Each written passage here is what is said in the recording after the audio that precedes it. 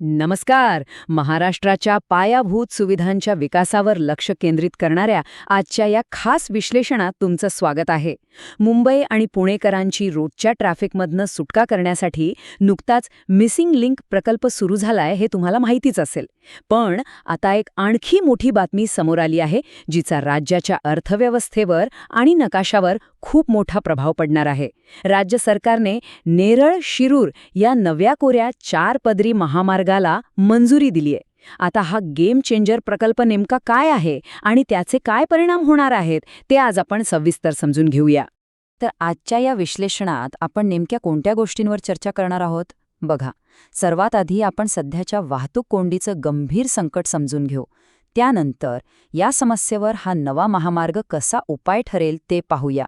मग आपण या नव्या मार्गाचा प्रत्यक्ष नकाशा, त्यातून मिळणारी औद्योगिक गती आणि शेवटी या भव्य प्रकल्पासमोर उभं असलेलं पर्यावरणाचं मोठं आव्हान, या सर्व मुद्द्यांवर एक एक करून नजर टाकणार आहोत.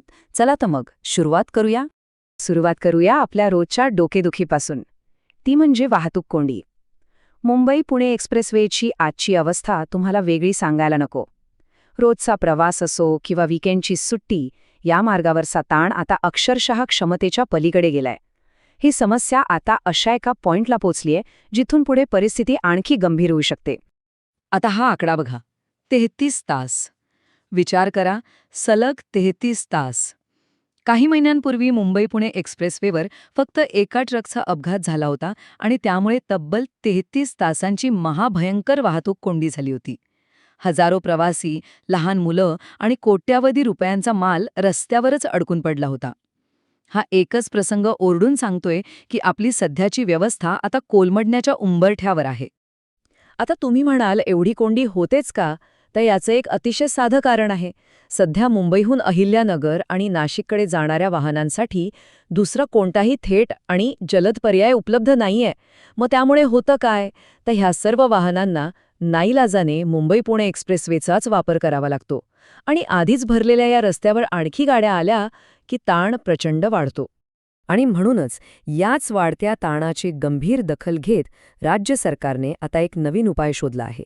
तो म्हणजे नेरळ ते शिरूर हा नवा 4 पदरी महामार्ग. सरकारने नुकताच याला हिरवा कंदील दाखवलाय. खरं सांगायचं तर हा फक्त एक नवीन रस्ता नाहीये, तर वर्षानुवर्षे चालत आलेल्या समस्येवरील एक अत्यंत आशादायी आणि ठोस तोडगा आहे. आता हा प्रकल्प शासनासाठी किती महत्त्वाचा आहे हे तुम्हाला एका आकडेवारीवरून लगेच समजेल. सार्वजनिक बांधकाम विभागाने या नव्या रस्त्याच्या फक्त भूसंपादनासाठी तब्बल 1200 कोटी रुपयांच्या खर्चाला मान्यता दिलीय.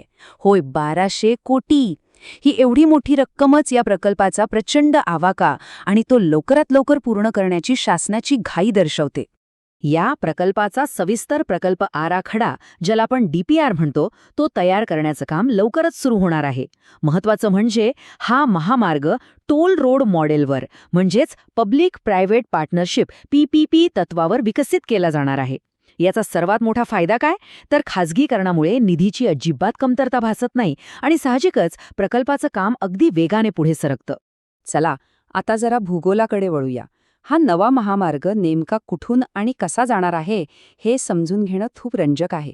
कारण जसं मी मगाशी म्हणालो, हा फक्त 2 शहरांना जोडणारा रस्ता नाहीये, तर हा एक अत्यंत स्ट्रॅटेजिक बायपास म्हणून काम करणार आहे. तर या मार्गाचा प्रवाह कसा असेल बघा. या 4 पदरी महामार्गाची सुरुवात होईल रायगड जिल्ह्यातील नेरळ बदलापूर रस्त्यापासून. तिथून पुढे हा रस्ता वांद्रे, पायीट, शिरोळी, बाबळ आणि मलठण या गावांमधून मार्गक्रमण करत थेट पुणे-अहिल्यानगर मार्गावरील शिरूर या ठिकाणी जाऊन संपेल. याचा थेट अर्थ असा की मुंबईहून येणाऱ्या वाहनांना आता पुण्याच्या गर्दीत जाण्याची किंवा पुण्याला वळसा घालण्याची अजिबात गरज नाही. ते थेट नाशिक किंवा अहिल्यानगरच्या दिशेने सुसाट जाऊ शकतील. आता आपण फक्त प्रवाशांच्या दृष्टिकोनातून विचार करतोय, पण खरं तर हा प्रकल्प प्रवासापलीकडे जाऊन खूप काही साध्य करणार आहे. हा महामार्ग राज्याच्या अर्थव्यवस्थेसाठी आणि विशेषतः औद्योगिक क्षेत्रासाठी एक खऱ्या अर्थाने गेम चेंजर ठरणार आहे. ते कसं? चला पाहूया. आपल्या महाराष्ट्राच्या औद्योगिक इंजिनची काही अत्यंत महत्त्वाची चक्रे आहेत, जसे की खेडसेज, तळेगाव, चाकण, रांजणगाव आणि सुपा. या सर्व बलाढ्य औद्योगिक पट्ट्यांना या नेरळ शिरूर महामार्गामुळे थेट जोडणी मिळणार आहे. विचार करा, या जोडणीमुळे येथील कारखान्यांना कच्चा माल आणण्यासाठी आणि पक्का माल पाठवण्यासाठी किती मोठा आणि वेगवान पर्याय उपलब्ध होईल. अर्थव्यवस्थेवर याचा सर्वात मोठा आणि थेट परिणाम दिसेल तो लॉजिस्टिक्स म्हणजे मालवाहतुकीमध्ये. अहिल्यानगर आणि त्याच्या आजूबाजूच्या भागातून जो माल मुंबईतील JNPT बंदराकडे पाठवला जातो, त्या जड ट्रक्स आणि कंटेनर्सचा प्रवासाचा वेळ या नव्या मार्गामुळे प्रचंड प्रमाणात वाचणार आहे. आणि आपल्याला माहितीच आहे, माल जेवढ्या वेळेवर बंदरात पोचेल तेवढी निर्यातीला गती मिळेल आणि राज्याच्या तिजोरीत भर पडेल. पण आता आपण नाण्याच्या दुसऱ्या बाजूकडे वळूया. कोणताही एवढा मोठा विकास प्रकल्प आव्हानांशिवाय पूर्ण होत नाही. आणि या महामार्गाच्या मार्गातही काही मोठी ऐतिहासिक आणि पर्यावरणीय आव्हानं उभी आहेत, ज्यांची आपल्याला जाणीव असणं खूप गरजेचं आहे. खरं तर या प्रकल्पाला एक मोठा राजकीय इतिहास लाभला आहे. अगदी सर्वपक्षीय नेत्यांनी याला वेळोवेळी पाठिंबा दिलाय.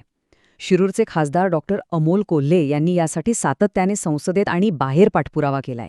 तुम्हाला आठवत असेल, काही वर्षांपूर्वी सुनील तटकरे यांनीही भीमाशंकर घाट रस्त्याच्या कामाचं भूमिपूजन केलं होतं.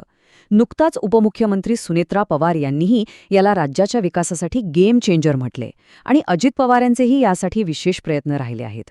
पण प्रश्न हा आहे की एवढा भक्कम राजकीय पाठिंबा असूनही हा प्रकल्प आधी रखडला का होता? याचं उत्तर या प्रकल्पाच्या द्वेरी वास्तविकतेमध्ये लपलेलं आहे. बघा, एका बाजूला फायदे अगदी स्पष्ट आहेत. JNPT आणि सेजला थेट कनेक्टिव्हिटी मिळतीये. एक्सप्रेस वेवरचा ताण कमी होतोय. पण दुसऱ्या बाजूला एक खूप मोठं आव्हान आहे.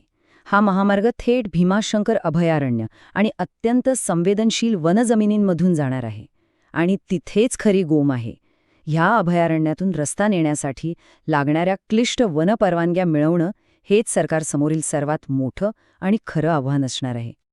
आणि म्हणूनच या सगळ्या विश्लेषणाच्या शेवटी आपल्यासमोर एकच मोठा आणि महत्त्वाचा प्रश्न उभा राहतो. या इतक्या महत्त्वाकांक्षी आणि गेम चेंजर प्रकल्पाला आवश्यक असलेल्या त्या सर्व पर्यावरणीय परवानग्या वेळेत मिळतील का? आणि जर मिळाल्या तर या प्रकल्पाची अंमलबजावणी नियोजित वेळेत पूर्ण होऊ शकेल का? हा महामार्ग प्रगतीचा एक नवा रस्ता नक्कीच आहे, पण विकासाचा वेग आणि पर्यावरणाचं रक्षण या दोन्हीत नेमका कसा समतोल साधला जातो हे पाहणं आता अत्यंत उत्सुकतेचं ठरणार आहे. ते येणारा काळच ठरवेल.